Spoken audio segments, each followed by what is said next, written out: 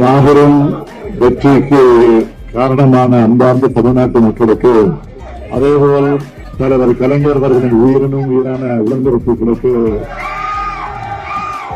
கோடான நன்றியை நான் தெரிவிச்சுக்க விரும்புகிறேன். பாசிசத்தை வீழ்த்தி இந்தியாவை காப்போம் என்ற நோக்கத்தோட பரப்புரை பயணத்தை செஞ்ச திமுக தலைமையிலான இந்தியா கூட்டணி கட்சி தலைவர்களுக்கும், நிர்வாகிகளுக்கும், செயல் வீரர்களுக்கும், தொண்டர்களுக்கும் என்னோட நெஞ்சார்ந்த நன்றியை முதல்ல நான் தெரிவிச்சுக்க விரும்புகிறேன்.